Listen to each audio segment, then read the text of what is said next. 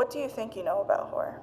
I'm sure the first thought that comes to mind would be a slasher movie like Scream, or Halloween, maybe a horror story like Bloody Mary or La Llorona, but there's so much more to be explored within the genre that makes these examples just scratch the surface. Horror has been a very important topic to me for some time now. Even before I watched It for the first time in 2019, odd occurrences with clowns popped up in my life. My mom told me that once when I was really little in Florida, a clown literally followed us down the street for blocks. And back in 2017, I had a bookmark contest for my school's library and I made fan art for the movie without having even seen it. When I finally watched the movie in 2019, my whole worldview was open to the genre. Almost as if there was a red string of fate connecting me to it, the movie has led me into the genre that has inspired me in numerous ways, and I'd like to give it the love and recognition it deserves. Do you think you love horror movies? I don't know. I used to be terrified of them.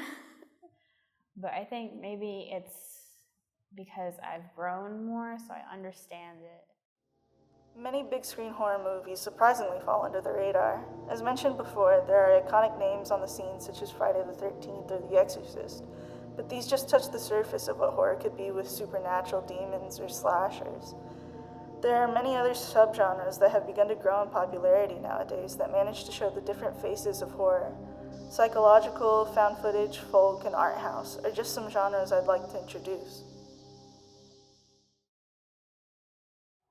Psychological horror is the biggest of the ones I've mentioned, becoming popular in modern-day horror filmmaking. Some popular titles in the box office recently are Apartment 7A and Speak No Evil, but the genre has much more to offer if these aren't to your taste. American Psycho, Hereditary, and Us all fall into the genre as well. Instead of using the usual violence, blood, and guts to frighten, psychological horror pulls upon the mental and emotional states of its viewers to execute its scares. I think it's definitely changed me for the better. Like, I don't get as scared of like spooky looking monsters anymore. It's like I like to understand the reasons behind it now instead of just being like, oh, it's scary because it looks scary. Like, tell me why it's supposed to be scary instead. Its main tool in doing this are its lighting, shadow, and sound. Shadow and lighting help hide the intentions of what is yet to be seen, with the lighting giving the reveal while also building upon metaphors or hidden truths that are prominent within most stories within our subject. Sound builds upon this, as the type of music or lack thereof can make or break in building suspense. Hereditary is the best at this, as the music by composer Colin Stenson has become iconic and are executed in a phenomenal way. His work makes itself easily recognizable beyond this movie as well. I was watching a new horror anime by the name of Uzumaki, and was immediately able to recognize his work without having known he would be composing beforehand. I believe this is due to the fact of how unique it is, and that it generates a very surreal and almost Lovecraftian vibe to me. In a similar vein comes art house horror. They tend to use a lot of the same effects that psychological horror does, but pushes it even further in terms of what can be done stylistically, and more so uses horror as a vehicle to tell its story than its main intent. It has risen in popularity due to movie company A24's confidence in pushing these films out. Expanding on that, would you say that's why you love horror movies, or is there more to that?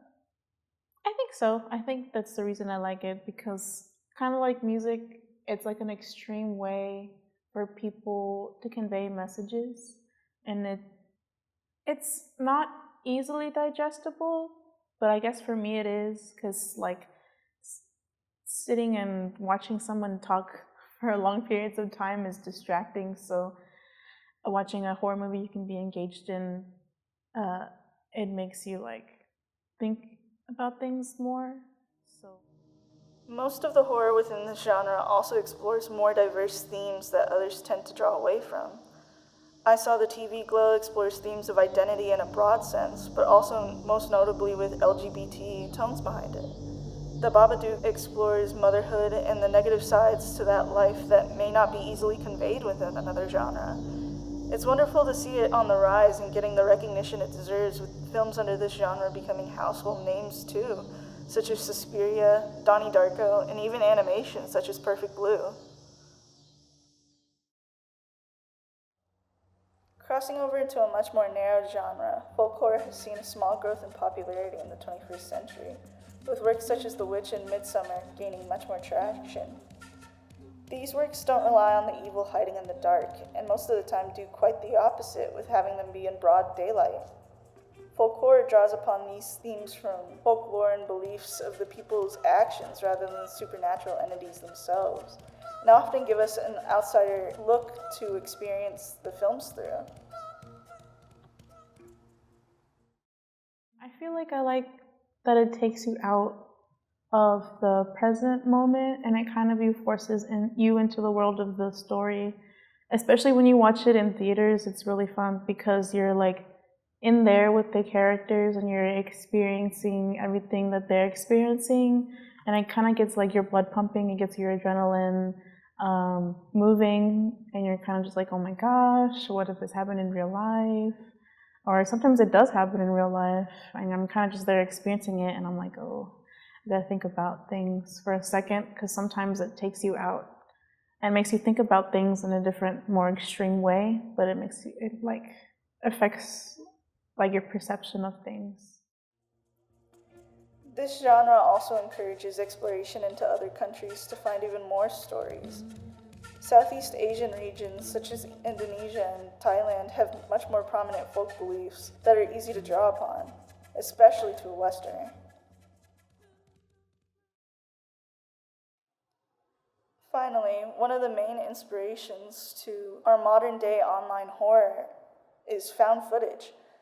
The Blair Witch Project being one of the most iconic, not only for its originality and style at the time, but also its advertising surrounding its release, making the audience believe that what they were watching was real. This helped it build upon its iconic first-person perspective style often used in the genre. However, there are exceptions, such as CCTV footage or mockumentary filming styles. The reality of what the viewer is watching, similar to online horror, is what builds upon the fear of these films. The VHS series has popularized it in the 21st century, but paranormal activity and incantation have also become iconic to the genre and have had their hand in its rise.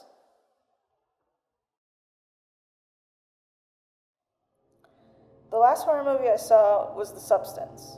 I believe this was my first time ever seeing a body horror in theaters, which was impactful since that's the one thing that really scares me. The gore and grotesque abnormalities of changing bodies really had me on the edge of my seat and covering my eyes, reminding me why I love horror. It's unique, it's creative, it inspires me. It genuinely got my blood pumping, which is something I haven't felt in a while, and I'm very happy to get to experience again. Whether you consider yourself a casual fan or an expert, there's always an untapped area within horror that has yet to be seen. This exploration is simply an introduction to what there is to be seen, and even then, there's always more to come.